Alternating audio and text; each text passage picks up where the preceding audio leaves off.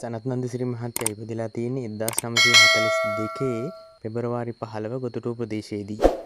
Mr. Sanat Nanda Siri was born on 15 February 1942 in Gotatuwa.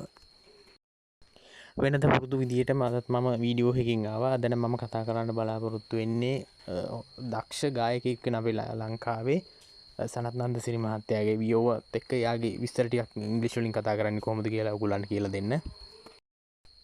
දැන් ඔයාට ඕන නම් ඔය වාක්‍යයම ඔයාගේ නමින් ඔයාගේ උපන් වර්ෂය දාලා හදලා කියන්න පුළුවන්.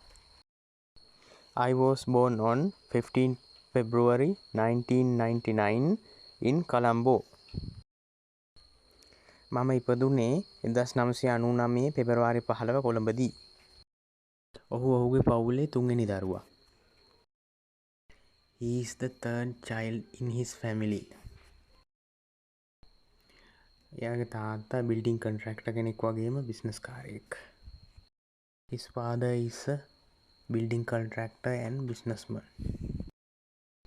ඔහුගේ පියාගේ නම William Perera. His father is William Pereira. එතකොට සනත් නන්ද සිරි මහත්තයාගේ අම්මගේ නම එමලින් කටුගම්පොළ. His mother is එමලින් කටුගම්පොළ. Sanath Nanda සිරි මහත්මයා එයාගේ ප්‍රාථමික අධ්‍යාපනය හැදෑරුවේ ගොතටුව මහාවිද්‍යාලයේ. ඒ වගේම අපොස සාමාන්‍ය පෙළ විභාගය හදාරන්න ඇතුළත් වුණේ සෙන්ට් මැතිව්ස් විද්‍යාලයට. Mr. Sanat Nanda Siri completed his primary education from Gotatuwa Mahavidyalaya and St. Matthew's College for O levels.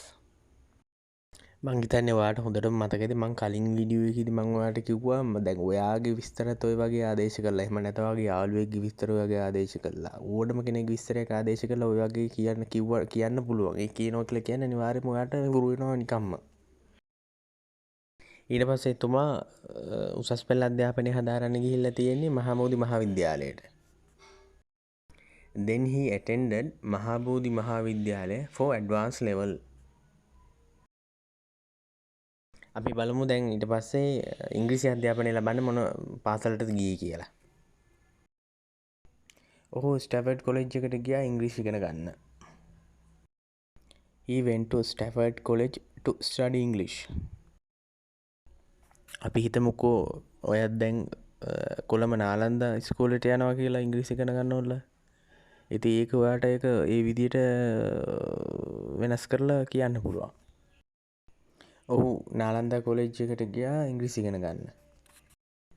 He went to Nalanda College to study English. පාසල් කාලයේදී මලල ක්‍රීඩාවට වගේම එල්ලේ ක්‍රීඩාවටත් ගොඩක්ම දක්ෂ වෙලා ඉඳලා තිනවා මේ මෙතුමා. බලන්න ඉතින් ගීත ගායනා කරනවා වගේ මෙයා කොච්චර දක්ෂද කියලා මෙතුමා. During school times, he excelled as an athlete as well as LA player. එතුමා හොඳ කෙටි දුර දාවන ශූරයෙක් වගේම මීටර් 100 දුවලා කුසලානත් අරගෙන තියෙනවා. ඔයා ඉතින් මෙච්චර දවසක් මේ වගේ දේවල් දැනගෙන හිටියද? නෑනේ නේද? He was short distance runner and won trophies in the 100 meters.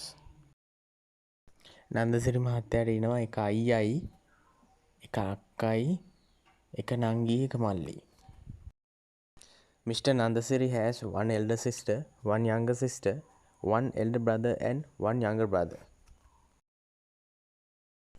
ඔහු විවාහ වුණේ මල්කාන්ති නන්දසිරි එක්ක 1971 December 18. He married a singer Malkanthi Nandasiri on 18th December 1971.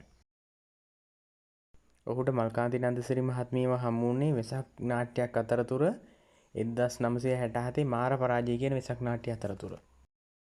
He met Malkanthi Nandasiri during a Vesak drama මාර පරාජය in 1967. ඒ දෙන්න එකට එකතු වෙලා ගීත ගායනා කළා විවාහ වෙන්න කලිනුත් විවාහ වුණාට පස්සෙත්. They collaborated on songs before and after marriage. ඊට පස්සේ ඔහුගේ පුතා ඉපදුනේ 1971. His son was born in 1971.